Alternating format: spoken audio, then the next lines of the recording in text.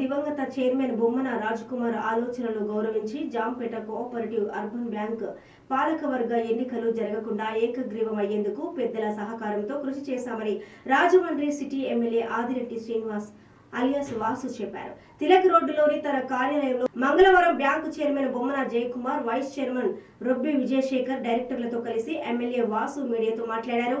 ఇక అధికారం ఉందనే అహంకారంతో ప్రవర్తించకుండా జాంపేట బ్యాంకు అభివృద్ధి కోరుకునే పెద్దలతో సంప్రదించి అందరి ఆశీర్వాదంతో పాలకవర్గాన్ని ఏకగ్రీవం చేశామని అన్నారు. ఇక చైర్మన్ బొమ్మన జయకుమార్ టీడీపీలో చేరి సహకరించాలని, సహకార స్ఫూర్తికి తూట్లు పడకుండా బ్యాంకు అభివృద్ధి సాధించాలని తమ కూటమి ప్రభుత్వం కోరుకుంటుందని చెప్పారు. ఇక స్థానిక పరిస్థితులను బట్టి పాలకవర్గంలో టీడీపీ, జనసేన, బీజేపీ, వైసీపీ, కమ్యూనిస్టులు ఉన్నారని వివరించారు. గౌరవ తెలుగుదేశం పార్టీ జాతీయ ప్రధాన కార్యదర్శి లోకేష్ గారి యొక్క నాయకత్వాన్ని బలపరచాలన్న ఒక ఉద్దేశంతో ఆయన కూడా వచ్చి తెలుగుదేశం పార్టీలో చేరడం జరిగింది. మీరు గమనించినట్లయితే దానికి ముందే ఆర్యపురం కోఆపరేటివ్ బ్యాంక్ ఎన్నికలు కూడా జరిగింది. ఆ ఎన్నికలు వెళ్ళిన కూటమి వేరే, అది ఎన్డీఏ కూటమిగా మేము వెళ్ళున్నాం, పోటీ పడి ఉన్నాం.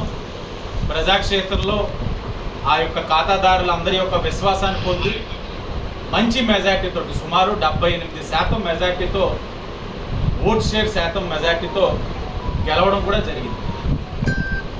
ఈ బ్యాంకును కూడా అదే రూపంలో తీసుకెళ్లే ఆలోచన ఉన్నప్పుడు మరి అక్కడ ఉన్న పెద్దలందరి యొక్క సంప్రదింపుల మేరకు మరి ఎన్డీఏ కూటమికి సహకరించాలని అందరూ కూడా ఆశీర్వదించడంతో నిన్న కొంతమంది ఆశావాహులు ఉన్నారు.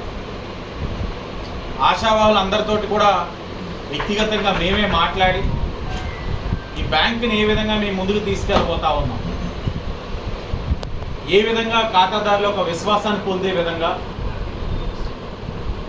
ఈ యొక్క కోఆపరేటివ్ బ్యాంక్ స్ఫూర్తికి ఎక్కడా కూడా ఇబ్బందులు కలగకుండా మేమేం చేయబోతాం అన్నది వాళ్ళందరికీ కూడా తెలియజేసినప్పుడు నగరంలో అనేక మంది ఆశావాహులు అందరూ కూడా పెద్ద మనసుతో ఆశీర్వదించి ఈ బ్యాంకు యునానిమస్ అయ్యేందుకు కృషి చేయడం జరిగింది. వారందరికీ కూడా ఈ సందర్భంగా ధన్యవాదాలు తెలియజేస్తూ, ఒకటి ఎన్డీఏ కూటమిగా మేము కొన్ని సాంప్రదాయాలను కొనసాగించాలన్న ఆలోచనతో పనిచేస్తా ఉన్నాం.